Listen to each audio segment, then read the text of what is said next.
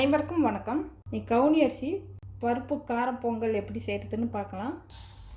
கவுனி அரிசி தேவையான அளவு எடுத்துக்கலாம். நான் 1.5 டம்ளர் அளவு எடுத்துக்கிறேன். பாசிப்பருப்பு அதில் பாதி அளவு, அதிகமாக வேணால் 1 டம்ளர் அளவு சேர்த்துக்கலாம்.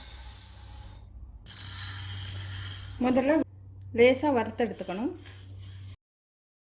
ரொம்ப கருதெல்லாம் வறுத்துடக்கூடாது. லேசாக அரிசியில் சூடு வரையில் அடுப்பு ஆஃப் பண்ணிடலாம். அரிசியில் சூடு தெரியுது, அடுப்பு ஆஃப் பண்ணிடுறேன்.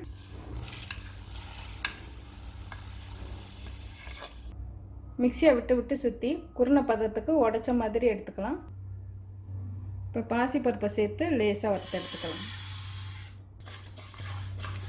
லேசாக வாசம் வரையில் அடுப்பு ஆஃப் பண்ணிட்டு எடுத்துடலாம்.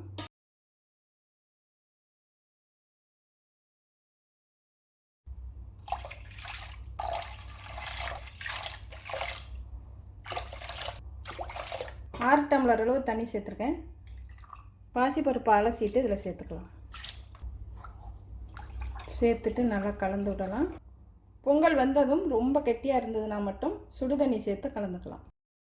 குக்கரை மூடிட்டு ஒரு 5 விசிலில் வேக வச்சு எடுத்துக்கலாம்.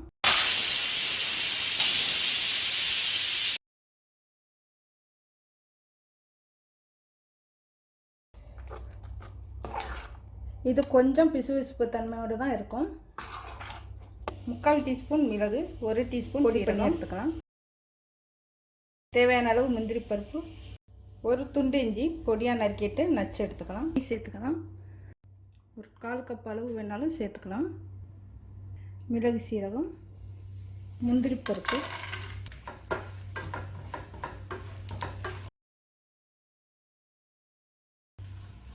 கருவேப்பிலை, அடுப்பு ஆஃப் பண்ணிடலாம்.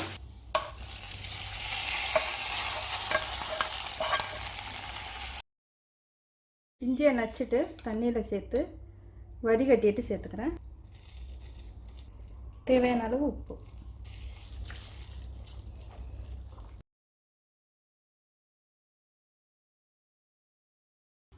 இப்போ கவுனி அரிசி பொங்கல் ரெடி ஆயிடுச்சு.